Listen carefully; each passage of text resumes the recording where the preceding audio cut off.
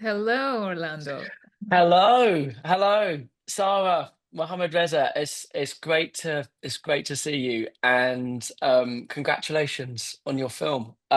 It's very powerful. It's intimate, an incredible portrait of courage and community and persistence in the face of censorship and control. I was deeply moved, and you've done an extraordinary job, and I hope many people get to see this film. And it's great to be here to ask you some questions about it.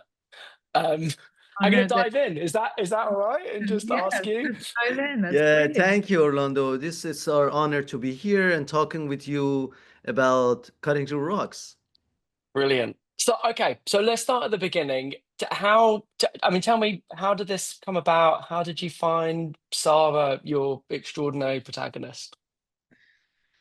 As you know, I was born and raised in Tehran, Iran, and I grew up witnessing so many stories like Sarah around me in my family, in my extended family.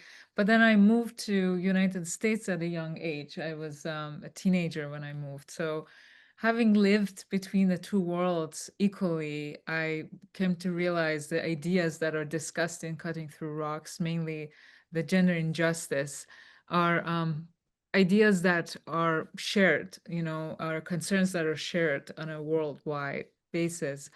So when I came across the story of Sara Shahverdi through extensive research, um, of someone is a strong figure who lives in the northwest of Iran, who rides a motorcycle, who had been a midwife and delivered 400 kids.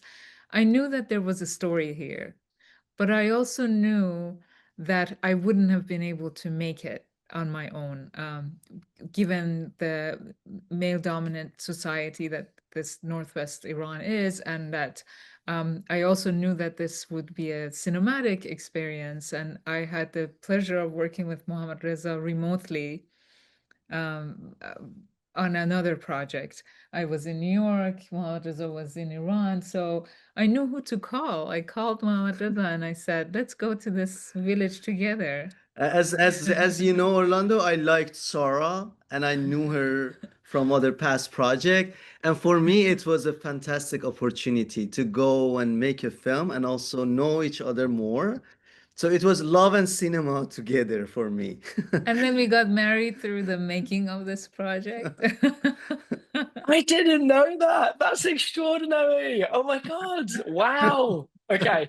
Uh, that's incredible. Oh, and Yeah, what a project to, yeah, to we fall need, in love yeah, we while need you. making. Yeah, we need you, Orlando, to make it. Actually, yeah, and I can say without our connection together and becoming each other's therapists in the process of making this film, it was very hard film to make. It was Yeah. 8 years of working on the film and actually 8 sessions. And each time we stayed in the village for 90 days, 70 days, 50 days, Wow. witnessing a lot of stories that you saw, some of them on the screen, on the film. So we really needed each other. And actually, I'm happy that we got married in the process. So, and and also, I'm coming from the region, not from the village, but from the Azeri-speaking community of northwest of Iran. So for me as a male director, it was not possible to go and get access to women's stories. Yeah. I've witnessed many of them, but making a film about them was a different story. But Sara Khaki's presence made it happen. So we entered to the village together, and each of us brought some quality to the film. And also Sarah's knowledge about women inequality and the women's situation worldwide really helps to for me as a male to understand what is happening here and what is the story about. I want to ask a bit more about that because the access in your film it's extraordinary. It does, I think, what all great verite films do is you just keep asking yourself how is the camera there? How did the filmmakers get the camera there? And how did everyone allow them to do that? I, can you talk to me about that trust building process, not just with Sarah, but with the wider community too? Mm, So for us in the beginning, we weren't really filming. We really wanted to get an understanding of the space. Of course, for Mohammadreza, having been from the region, it wasn't a question for them as to who are you, coming, where are you coming from. They really accepted us as a couple and as a couple with a camera, as they called us, in this village. But it of course, it was a result of patience and just being in this space for a very, very long time.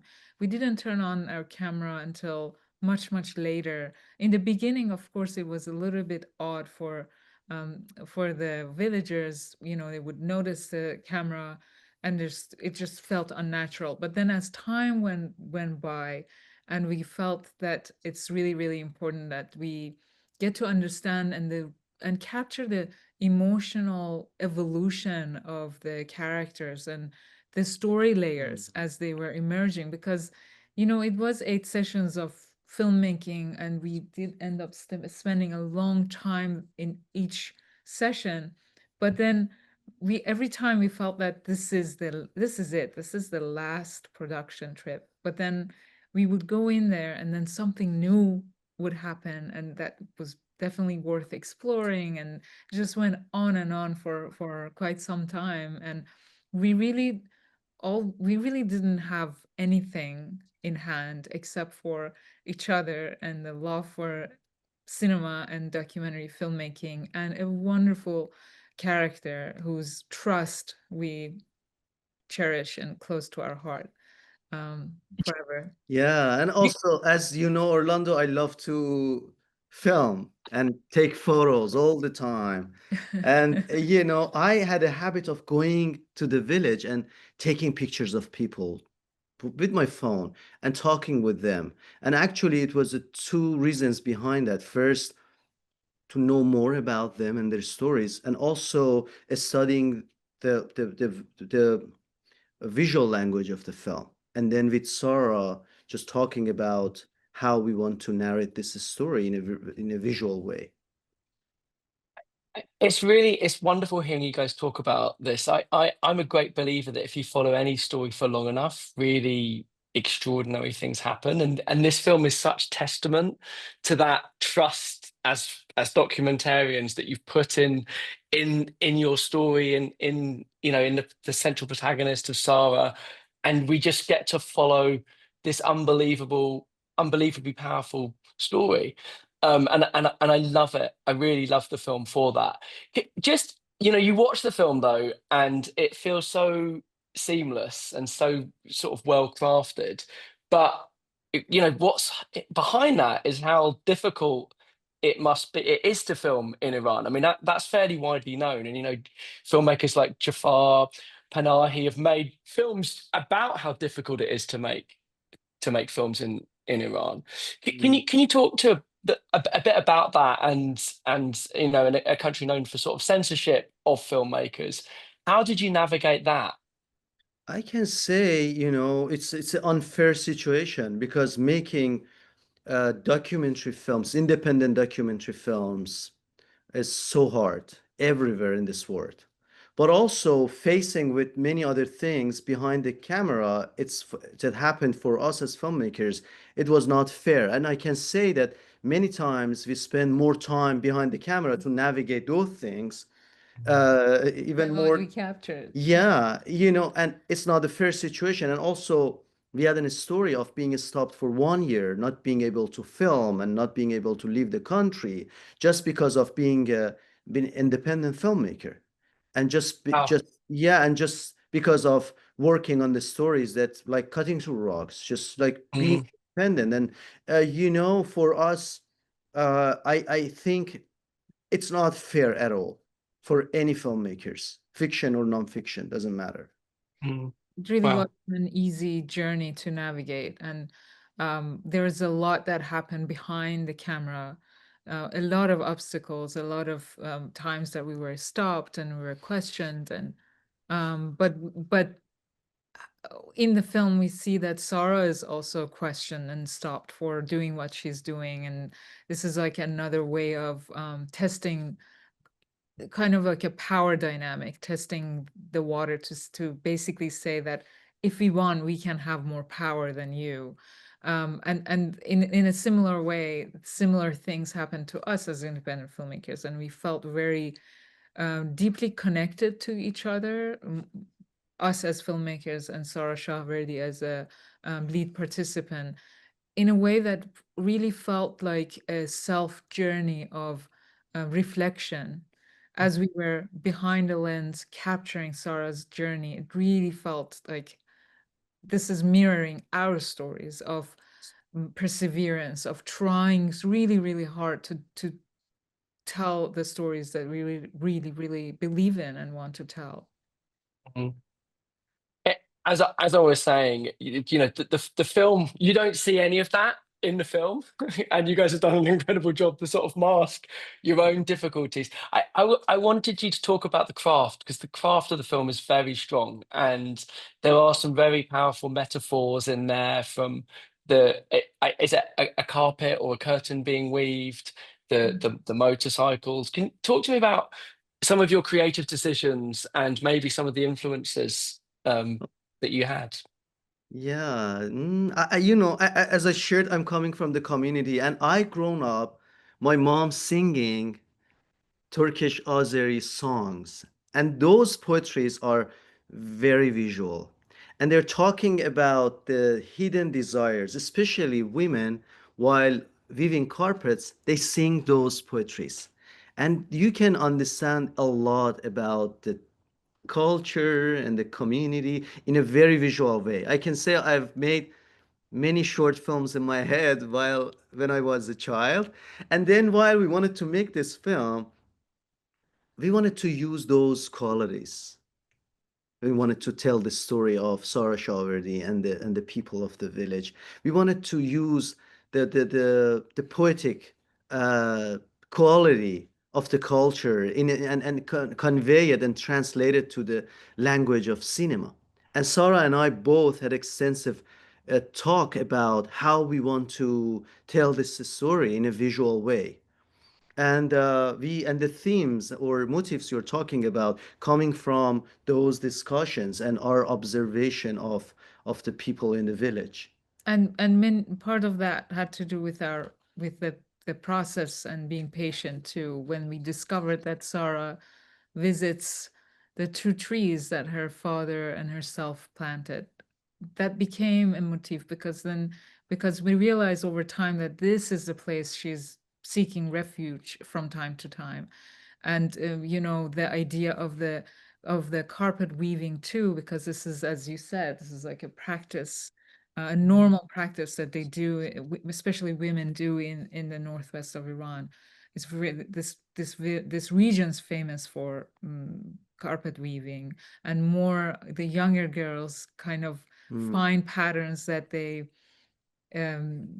reflects their desires in a way. And it was really interesting to witness Ferishte going through that weaving process. And in terms of the motifs that started to emerge in the film, it was through the conversations. And sometimes we had Sara Shahverdi as this really amazing lead participant who wants to be seen unapologetically and wants to be, even if needed, have the confrontation with her brother. She wanted to have her selfie taken at the inaugurational ceremony. But in contrast, we had this theme of invisibility of these women who are sometimes, many times, oftentimes encouraged to be married at a young age. So when we had a moment to see Sarah kind of reflecting on her own marriage and then seeing this young girl getting married, mm, Mohammadreza had captured quite a lot of images or footage of Zahra preparing to get married. But then we ended up in the editing process choosing only the one moment of Zahra behind a lace curtain, because that was for us telling of her walking from girlhood to adulthood with no transition. And sometimes as we also edited the film together, we had two separate editing stations. And we would start our day by picking the scenes we wanted to edit. And at the end of the day, we would show each other the results. And then sometimes though, we would get stuck because with these verite moments, we don't have enough footage to cover this or that. And then we would really, really have blocks. And then in those times we would switch. And then it was really a very, very magical way of editing the film. And sometimes a lot of the creative solutions happen through taking long walks and talking about the problems we had for each scene. And just the way things started to come together was a result of the conversation that started from production, the themes that we were discussing. Yeah, and also about the each frame that you talked about it. As I've learned a lot from visual artists, especially the visual artists that I made film about. I've worked on some documentary films about visual artists.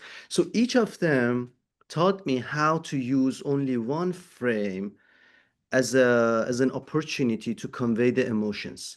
So Oh. the composition, the color, and the lines, and everything. So that way we can, and I learned from them that way, using the visual language, I can connect with more people. I can make global stories. And while working on this film, we both knew that uh, we are working on a local story of a woman, but also it's a very global, thematically is also very global. And after finishing the film, we understood that it was right because film going to so many wonderful different festivals all around the world and getting messages from people talking about the same experiences of inequality with different levels, of course. And for us, it was very humbling to see that. And also for Sara Shahverdi as a main character to see that how her story is going to connect with people. So it's a power of storytelling, and you know it better than us, Orlando, that how stories could change us, could, coming from different parts of the world and changing our perspective about humanity, about life. I mean, I love that you're saying that. I do think there is something that the local is global. When you have a very intimate story, it is a way to build that empathy bridge between all of us. And on to build on that, Mohammadreza, what is the takeaway that you want an audience to have after watching this film? What do you want people to be thinking about as they leave the theatre? Hmm. Both of us like people to think about small changes. They think that even with small changes and small steps, we can uh, we can bring something to the world that is really important. We don't know how far it could go, even small steps. So it's very easy to get disappointed, very easy. But what we can do is each of us in our communities do something.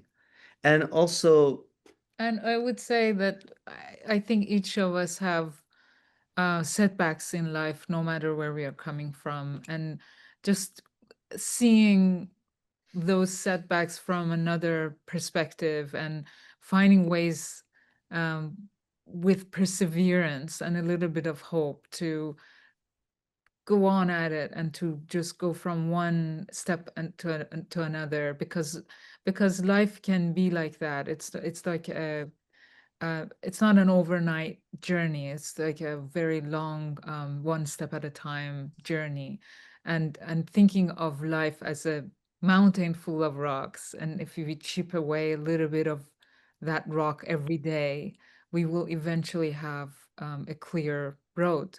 And for us to witness Sara Shahverdi believing in that and practicing it on a day-to-day basis was really inspiring, and we really mm, wanted to take that spirit with us as making Cutting Through Rocks. of course, and also, Orlando, as a male director, I really want men to watch this film. And also, we both love to have small community screenings in the region, in different villages, and asking men and women watching the film. And specifically, I love to watch men while they're watching the film because I really love them to see and feel how Sarah Shover is offering a way of seeing their daughters and wives and mothers and giving more space to their daughters because they're so talented, they are so great, and that would be a wonderful way of uh, supporting them and believing to them. I mean, Sarah is she's magnificent, isn't she? She's so brave, she's so tenacious, and that shines on screen. And I don't think it's impossible to watch this film and not be immensely inspired by what she's achieved. And that echoes everything you've just both been saying. Yeah, how, maybe if we could end on how is she doing? How's she today? Sarah's doing great. Her 4-year term in office came to an end, of course. But now, since the film is out and the trailer's out, a lot of the villagers, including her opponents, have a lot more respect for Sarah, and they want her back. They want her back in office. She's also getting offers on a regional level. Um, and she's continues to advocate for the rights of women and girls. Her door is still open. Women come through the door of the entrance door of her place, and they come with their stories. And she's kind of like a self-taught lawyer, and she knows the ins and out of the nuances of the culture. So she continues to advocate for them. Brilliant. Sara, Mohammadreza, congratulations again on a very special film. I hope it continues to be seen widely across the world and that everybody gets to watch it. And well done. It's been great to talk to you both. Thank you so much. Extremely lovely and pleasure to speak with you, Orlando. We really, really enjoyed the conversation, and thank you so much. And it means a lot to us talking to you about this film based on the stories that you always choose to tell. So now if you're connected to Cutting Through Rocks, is a big honor for us. Thank you.